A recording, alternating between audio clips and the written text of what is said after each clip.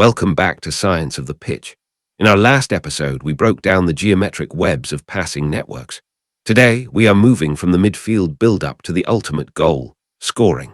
Picture this. A striker picks up the ball 30 yards out, unleashes a wildly spectacular volley, and the ball flies into the top corner. The fans go crazy.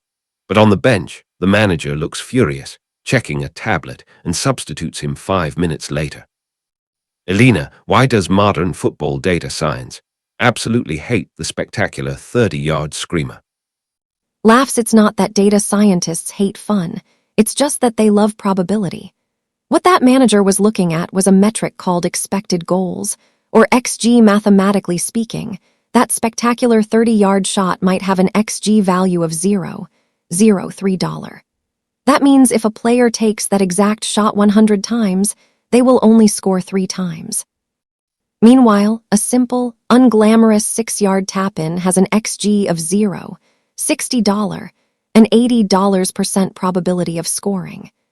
Data-driven managers prefer the high-probability tap-in because it has a 20 times higher mathematical chance of hitting the back of the net.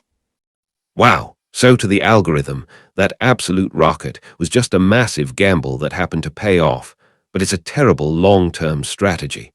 How do teams actually calculate this XG number in real time? Is it just tracking distance? Distance is just the baseline. Modern XG models are built on complex probability matrices. The algorithm ingests real-time data tracking 3 major variables: the exact geometric shot angle relative to the goalposts, the velocity of the ball, and defender pressure, meaning how many opposing players are physically clogging the shooting lane between the ball and the net. Geometric shot angles. Right. If I'm dead center in front of the net, the goal looks huge.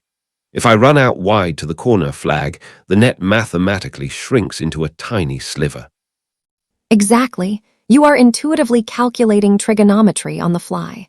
But elite teams don't just use math to evaluate the shot at the end.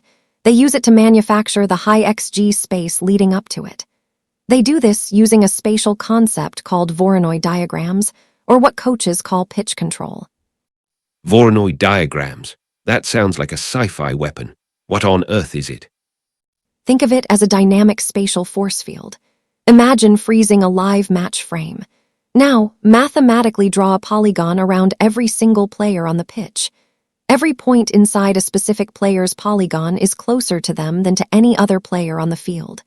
In data science, this maps out exactly who owns which patch of grass at any microsecond. Eyes wide, oh, wow. So the screen transforms into a living mosaic of shifting, neon territory shapes. Precisely. Now, let me challenge you with a scenario.